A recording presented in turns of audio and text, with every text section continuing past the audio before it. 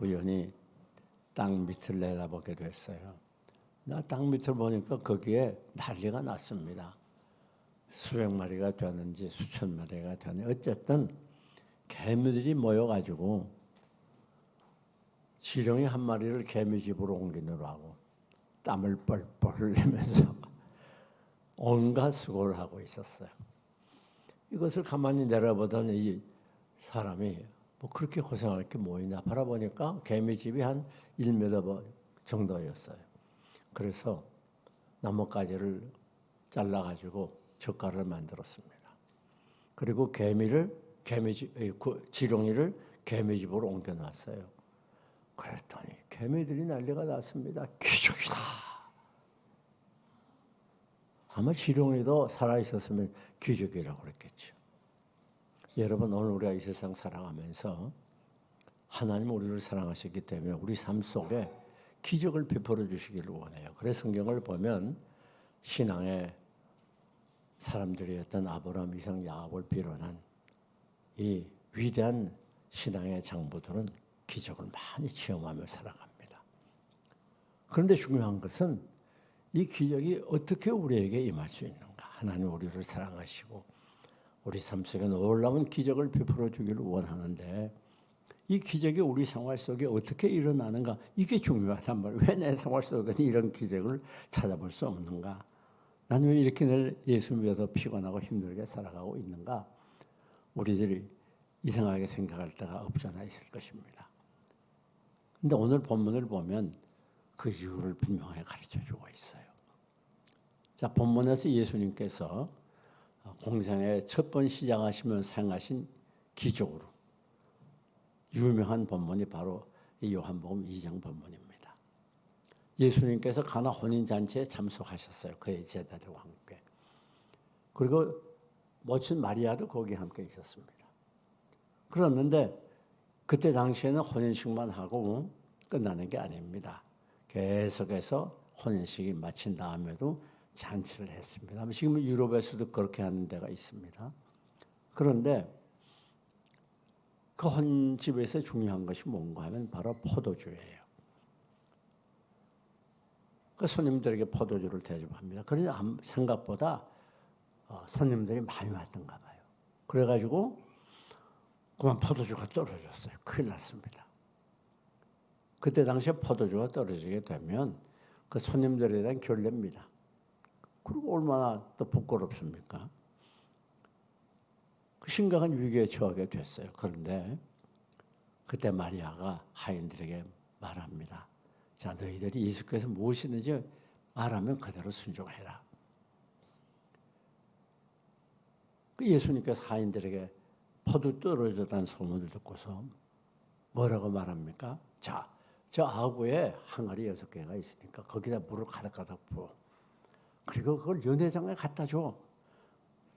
그렇게 명령을 했거든요. 여러분, 하인들이 생각할 때 얼마나 어이가 없습니까? 그때 당시 6 항아리는 우리 치수로 말하면 20에서 40대 되가 된다고 해요. 그런데 그건 언제 사용하는가 하면 유대인들은 식사하기 전에 손을 씻는 데 사용을 하고 또 외출하고 들어오면 발을 씻는 물로 그렇게 사용을 했습니다. 아니 그런데 그걸 가득 담가가지고 가득 채워서 연회장에 갖다 주라? 그게 어떻게 포도주가 돼요? 이게 말도 안 되는 거지. 그런데 하인들은 그대로 순종했어요. 놀라운 일이 일어났습니다. 그 포도주와 그 물이 포도주로 변합니다. 그것도 아주 고급 포도주로. 여러분, 여기서 우리가 할 수 있는 것은 뭔가 하면 어떻게 우리가 기적이 계속되는 놀라운 삶을, 축복의 삶을 살아갈 수가 있는가? 그것은 바로 순종하는 데 있습니다. 우리 생각에 맞든지 맞지 않든지, 이해가 되든지 이해가 되지 않든지, 혹은 이익이 되든지 불이익이 되든지 절대적으로 순종할 때 그때 하나님이 그 순종 속에 기적을 일으켜 주세요. 참 놀라운 일입니다. 우리가 생활 속에서 여러 가지 피폐하고 어려운 것은 바로 순종이 부족해서 그래요. 그러면 오늘 본문에서 우리는 이 5가지 순종할 때 일어나는 기적을 찾아보게 됩니다. 오늘 여러분에게도 이와 같은 기적의 삶이 되시기를 주님의 이름으로 먼저 축원합니다. 그 첫째는 뭔가 하면 문제가 해결됐어요. 자, 지금 혼인예식을 하고 있는데 포도주는 거기에 아주 중요한 흥을 돋우는 요소 중에 하나가 됩니다. 그 포도주가 만약에 떨어지면 얼마나 맥이 빠지겠어요? 흥이 다 깨지기 쉽고, 아유, 포도주 없는데 가자 그러고 돌아갈 사람들 상당수 있을 수 있어요. 그런데 주인으로서는 이게 심각한 문제가 아닐 수가 없어요. 뭐 이런 잔치집이 다 있어. 지금까지 어디 가나 포도주 떨어진 집이 없잖아요. 그럴 수 있는데 우리 주님이 하인들의 순종을 통해서 심각한 문제를 해결해 줬어요. 여러분, 우리 삶에 있어서 여러 가지 기적은 언제 일어나는가 하면 바로 순종할 때 일어나는 거예요. 아니, 순종할 때 어떤 기적이 일어나는가? 문제가 해결되는 거예요. 여러분이 이 세상 살다 보면 이런 일 저런 일, 이런 문제 저런 문제, 산을 넘으면 또 산이고 끊임없는 문제가 우리에게 부딪히게 됩니다. 그러나 그럴 때마다 우리가 꼭 기억해야 될 게 있어요. 내게 왜 이런 문제가 계속되는가? 그때 우리가 고돌이킬 것은 내가 하나님께 대한 순종이 부족하지 않았는가? 내가 주님을 믿는다고 하지만 순종하지 못한 부분이 없지 않는가? 그걸 잘 살펴볼 필요가 있어요. 순종하게 되면 놀라운 기적을 체험하게 돼요. 순종하면 문제가 해결됩니다. 하나님의 역사가 나타납니다. 순종에 하나님의 놀라운 은혜가 충만하게 되는 거예요. 우리의 모든 문제는 이 순종 문제예요. 순종 문제. 우리가 이 세상 살다 보면 여러 가지 많은 문제들이 있지만은 그건 사실 문제가 아니에요. 왜? 우리 아버지 손에 있기 때문에, 우리 하나님의 자녀이기 때문에 실제 이 세상에 일어나는 문제 그거 아무것도 아니에요. 무엇이 문제인가? 순종이 문제예요. 순종. 순종하면 기적이 나타납니다. 문제가 해결됩니다. 순종이 가장 중요한 거예요. 순종 잃어버리면 다 잃어버리는 거예요. 우리가 시편 34편 9절 10절 놀라운 말씀이 기록됐죠. 여호와를 찾는 자에게는 부족함 없이 세워준다고 하면서 그 다음에 10절에 뭐라고 그래요? 여호와를 찾는 자들에게는, 여호와를 경외하는 자들에게는 젊은 사자는 궁핍하여 줄일지라도 조금도 부족함이 없다. 그렇게 말해요.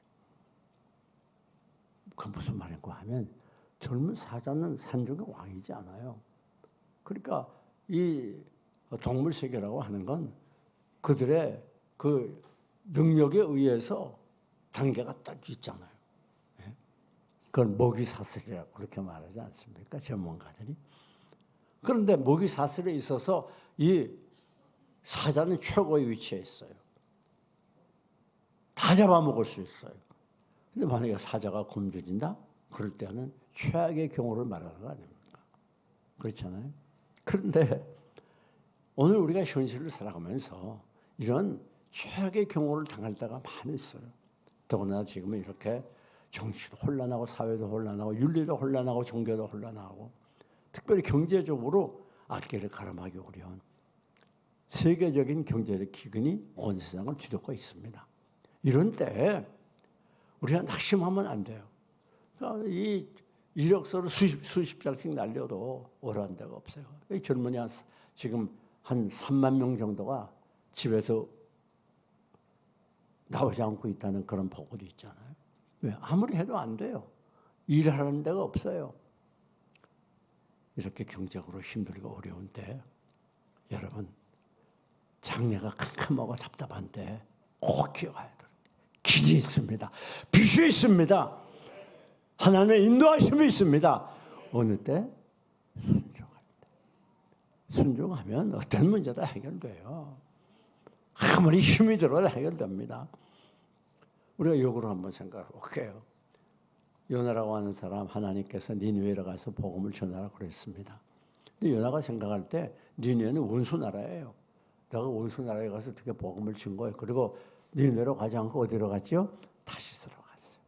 그런데 가다가 풍랑을 만나가지고 바닷속에 던져지고 또 큰 물고기 뱃속에 들어가고 큰 고난을 겪지 않아요? 왜? 하나님께서 명령하신 대로 니느웨로 가지 않았기 때문에. 사랑하는 여러분, 가장 중요한 문제는 세상 것들이 문제가 아니에요. 뭐가 문제예요? 내가 얼마나 순종하고 있느냐. 이게 참 중요합니다. 순종하면 해결됩니다. 순종하면 길이 열립니다. 순종하면 하나님의 인도를 받습니다. 순종하면 기적을 체험합니다. 제일 큰 문제는 내가 순종하지 않는 게 문제예요. 걱정하지 마세요. 힘이 들고 어려울 때마다 내 자신의 신앙생활에 순종을 다시 한번 돌이켜보고 깊이 들여다보고 반성하고 회개할 걸 회개하면 곧 문제가 해결되는 거예요. 그 다음 두 번째, 어떤 기적이 일어나는가? 풍요의 복을 받습니다.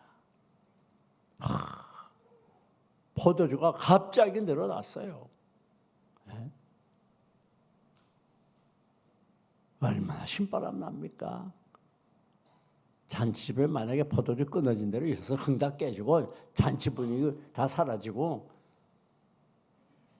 어두운 분위기 속에서 불평이 나올 텐데 놀라운 일은 마음껏 먹고 마시고 남을 수 있는 그런 풍요가 있었어요.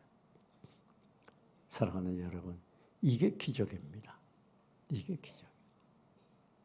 하나님은 우리가 하나님을 잘 경외하고 섬기면 경제적으로도 풍요함을 주셔요. 그래서 성경에 올립니다.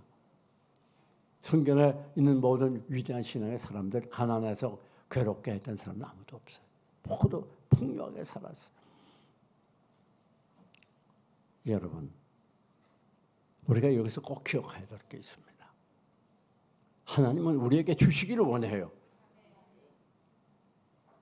너희 중에 누구든지 자식이 떡을 낳으면 돌을 주며 생선을 낳으면 뱀을 줄 자가 있겠느냐. 너희가 악한 자라도 자식에게 좋은 것을 줄 줄 알거든. 하물며 하늘에 계신 내 아버지께서 구하는 자에게 좋은 것으로 주시지 않겠느냐. 무슨 말인가 하면 하나님 아버지와 우리 인간 아버지를 구분했어요. 그리고 하나님 아버지의 사랑은 인간 아버지의 사랑과 비교할 수 없을 만큼 크고 위대하다는 것을 가르쳐요. 우리 하나님의 특징은 우리에게 주시기를 원해요. 여러분 자식에게 주기 원하죠?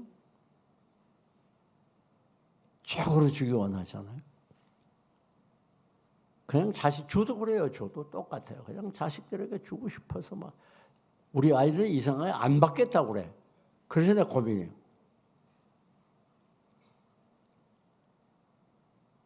특별히 막내 에스더는 뭐 해주려고 그래. 안 받으려고 그래. 안 받는데요. 그것도 보통 고민 아니다. 좀 받아줬으면 좋겠는데. 이게 부모의 심정이에요. 하물며 하늘에 계신 너의 아버지께서 하물며 놀라 가슴이 찡하지 않습니까? 이렇게 우리를 사랑하는 우리 하나님 아버지인데 우리가 가난하게 살기 원하겠어요? 우리가 고통스럽게 이방인들에게 멸시천대받으며 살기를 원하겠어요? 아니에요. 부유하게 살기를 원하세요. 하나님은 온 세상 걸 다 소유한 부자 중에 부자예요. 성경을 보면 베세다 광야의 기적을 알지 않습니까? 5천 명이 모였어요. 그건 장정만 5천 명이니까 아이들과 여자들이 보통 여자들이 더 많이 모이잖아요. 그 성경학자는 2만 명 된다 그렇게 말합니다. 그런데 거기에 그 많은 무리들이 모여 온종일 말씀을 듣다가 이제 저녁이 됐어요. 그 배가 고파요. 그때 우리 주님께서 어떻게 했습니까? 전부 조사를 하게 해가지고 어린아이가 도시락을 가져온 도시락을 받지 않았습니까? 그건 아주 가난한 집에 도시락이에요. 그래가지고 원어를 보게 되면 그 멸치 보리떡 5개, 멸치 2마리, 멸치는 그 생선 2마리는 멸치같이 작은 거라는 거예요.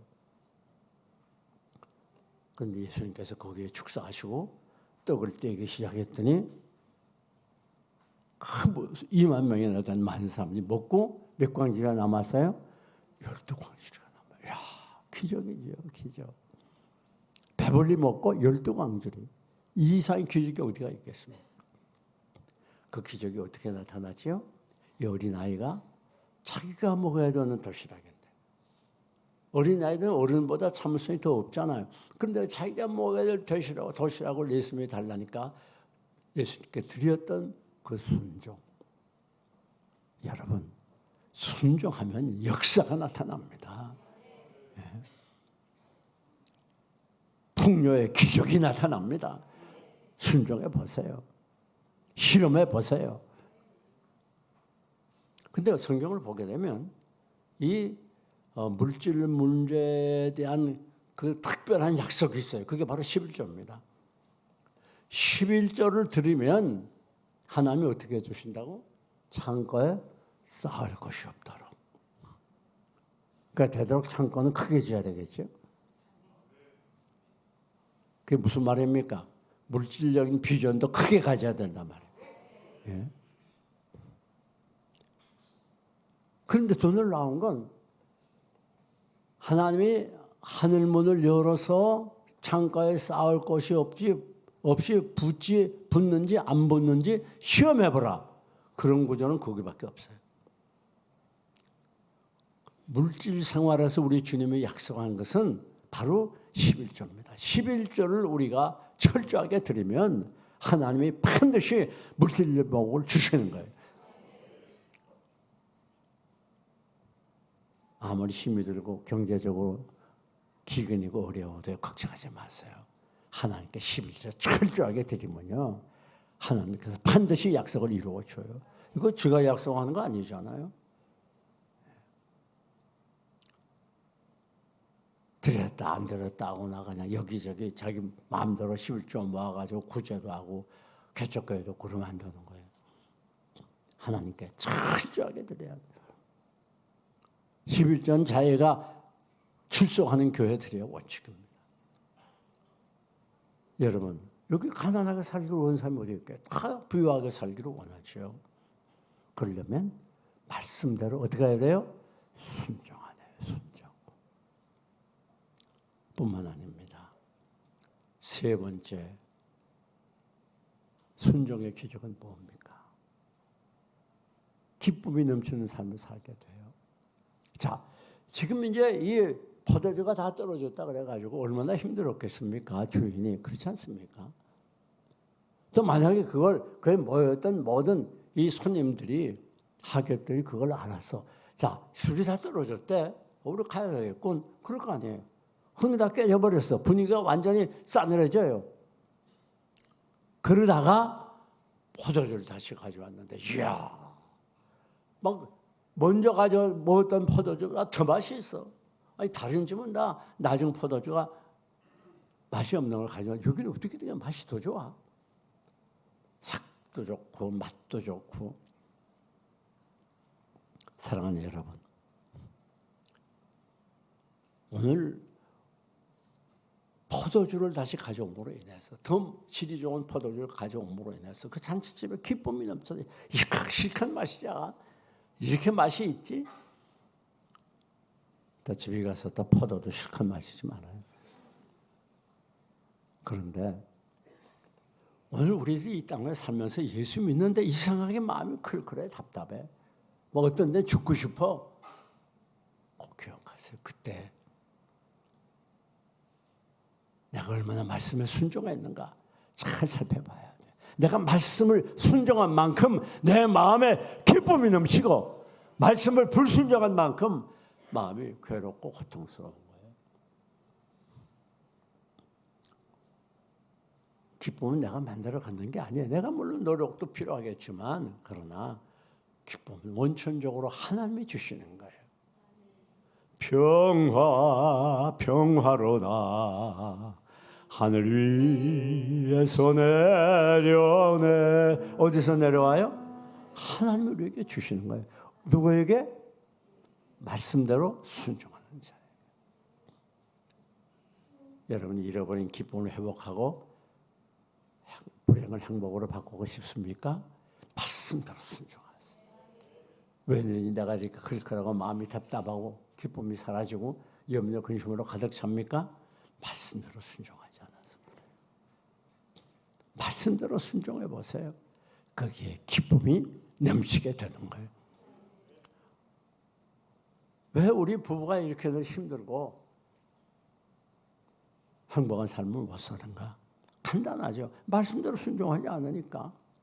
아내는 남편에게 순종하고 자식은 부모에게 순종하는 그런 가정들. 그리고 이웃을 사랑하되 내 몸과 같이 사랑하라. 원수까지 사랑하라. 용서해라. 그런 말씀을 내가 그대로 순종하면 내가 어떻게 내 배우자를 미워하고 싸움을 하겠어요? 그리고 싸우고 하나님 말씀을 그렇게 거부하고 불순종하고도 회개도 안 하고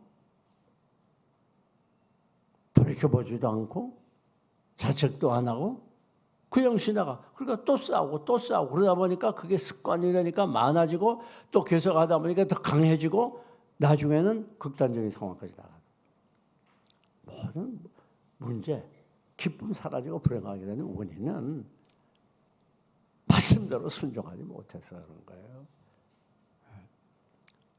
말씀대로 순종하면 행복자가 됩니다. 그 다음 말씀대로 순종하면 어떤 기적이 나타나는가?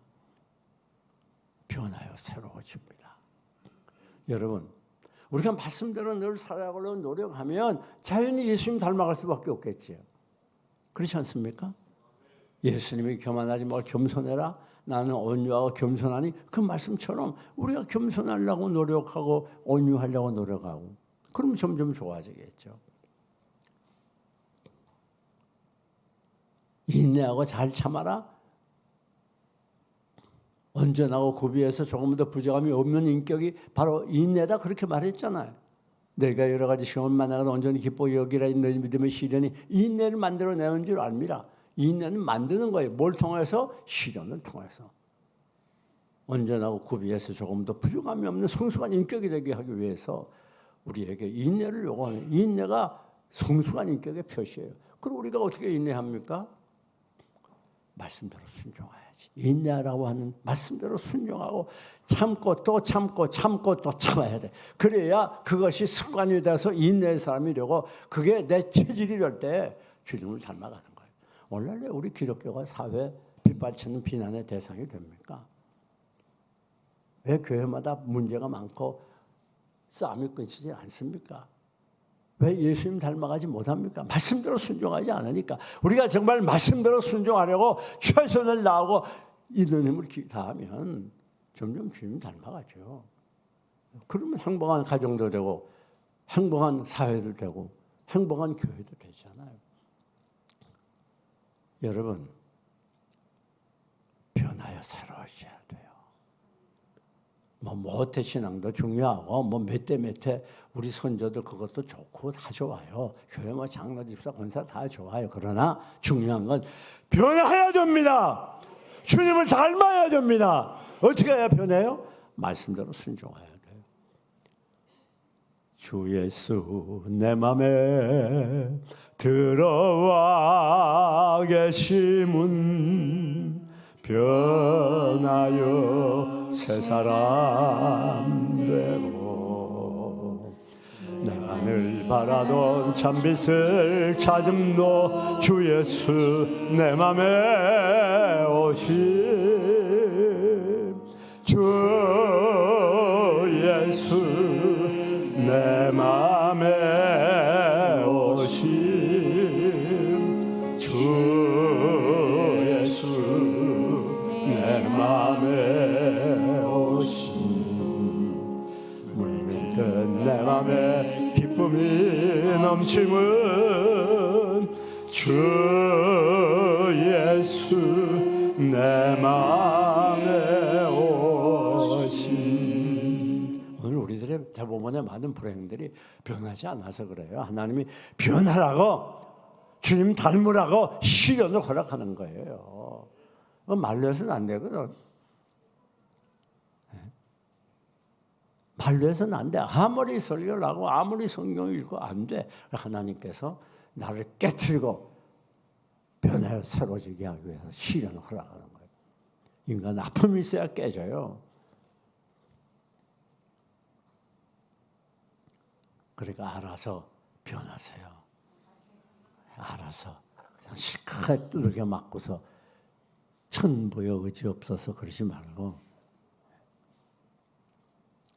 그다음 마지막 오늘 본문 11절을 보니까 어떻게 했어요? 그의 영광을 나타내시며 제자들이 그를 믿으니라. 여러분, 이렇게 우리가 하나님 말씀으로 순종하게 되면 하나님께 영광이 되는 거예요. 네? 영광이 돼요. 하는 것마다 존경받습니다. 높임받습니다. 인정받습니다.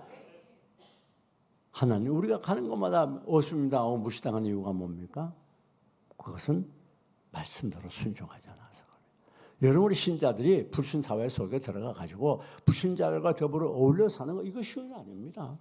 그렇잖아요. 자칫하면 왕따 되게 되고, 저들은 아무것도 아닌 것처럼 행하지만 우리 신자들이 그렇게 하면 뭐 예수 믿는 게 저래, 집사라는 게 저래, 그런단 말이에요.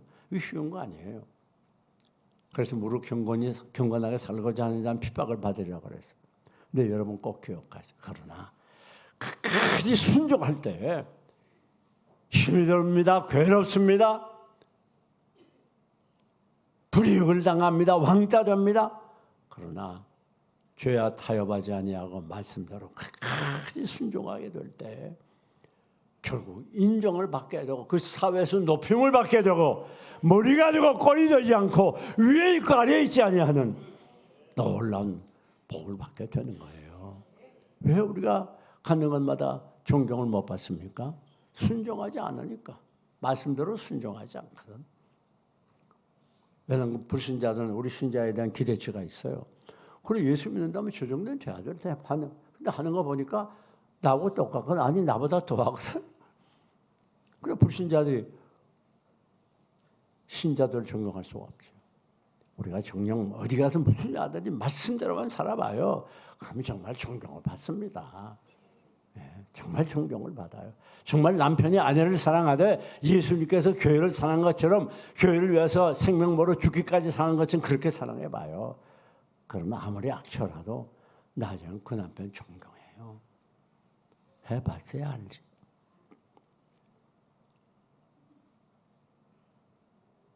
여러분, 참은 아내가 교회가 주님께 복종하는 것처럼 예수님께 복종하는 것처럼 남편에게 복종해봐요. 그럼 정말 사랑받게 되는 거예요. 우리 말씀으로 돌아가서 이제부터 말씀대로 순종할 때 기적이 일어나게 되고 가는 것마다 영광을 받습니다. 그런데 보니까 그를 믿으니라 제자들이 무슨 말이죠? 순종하면 하나님께 영광이 될 뿐 아니라 많은 사람들이 하나님께 돌아와요. 우리를 신뢰할 뿐 아니라 그 믿는 그 사람은 예수 믿는다더니 삼천인교회 집사람 정말 대단해. 정말 우리가 존경할 만해. 나도 교회 나가야 되겠어. 그렇게 된단 말이에요. 우리 교회 짱 믿음들이 많이 계신데 배우자를 하나님께 돌아오게 하려면 말씀대로 순종해야 돼요. 정말 주님의 사랑을 실천해야 돼요. 다 같이 따라합시다. 매를 맞으면서도 I love you. 왜요? 사랑하라고 그랬으니까. 내가 좋아서 사랑하는 게 아니에요. 기분이 좋아서 나이가 잘해서 사랑하는 게 아니라 무조건 사랑해야 되는 거예요. 자, 그러면 순종의 기적 첫째는 뭐라고요? 은혜를 너무 많이 받으면 잊어버려요. 첫째는 뭐요? 문제가 해결돼요. 두 번째는 풍요하게 살아요. 세 번째는 기쁨이 넘쳐요. 네 번째는 변화에 새로워지고 다섯 번째는 하나님께 영광이 돼요. 놀라운 일이 아닐 수 없습니다. 근데 우리는 본문에서 세 가지 중요한 공통점을, 교훈을 찾아요. 그 첫째는 뭔가 하면 어떻게 그런 기적이 일어났느냐? 그것에 예수님이 찾아왔다. 여러분, 인간은 아무리 노력해도 안 됩니다. 기적은 주님이 찾아와야 돼요. 이 자리에 여러분이 찾아오셨습니다. 마음문 열고 주님 용접하고 말씀을 받으면 이것에 기적이 일어납니다. 두 번째, 기독교는 언제나 시작부터 나중이 좋은 게 기독교예요. 놀랍습니다. 그래서 시작은 미화가 있으나 나중에 힘이 창대하리라 욥기 8장 5절에 말씀하지 않았습니까? 여러분이 시시하게 시작하고 힘들게 시작해요. 남이 볼 때 아무것도 아닌 것처럼 시작했어도 정말 여러분이 순종의 사람이 되면 갈수록 좋아집니다. 갈수록 창대해집니다. 갈수록 큰 복을 받습니다. 갈수록 부유해집니다.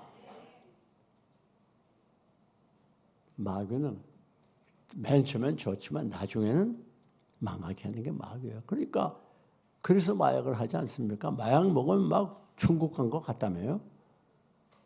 속으면 안 돼요.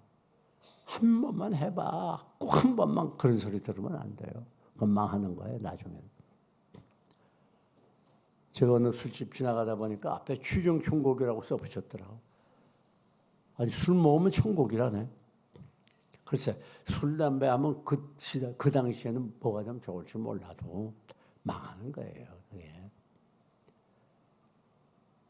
오늘 하나님의 역사는 뭡니까?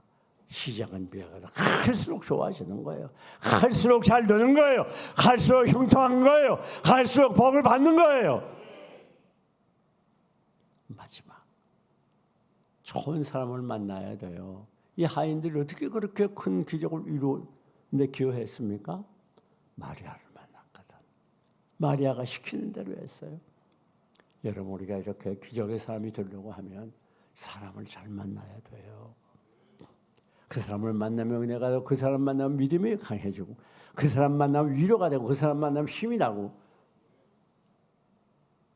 그런 사람을 돼야 되고, 그런 사람을 만나야 돼요. 그 사람 만나게 되면 마음이 상하고, 그 사람 만나게 되면 힘이 빠지고, 그 다음 만나게 되면 싸울 마음이 생기고, 그런 사람 만나면 안 돼요. 이제 말씀을 마칩니다. 사랑하는 여러분, 이 하인들의 순종은 적극적인 순종이고 즉각적인 순종이었습니다. 이 하인들의 순종은 이해되지 않아도 순종하는 순종이다. 절대적인 순종, 완전한 순종이었습니다. 사랑하는 여러분, 우리 모두 이제부터 순종의 사람이 돼서 오늘 소개한 이 5가지 기적을 시험하는 축복의 삶이 되시기를 주님의 이름으로 축원합니다.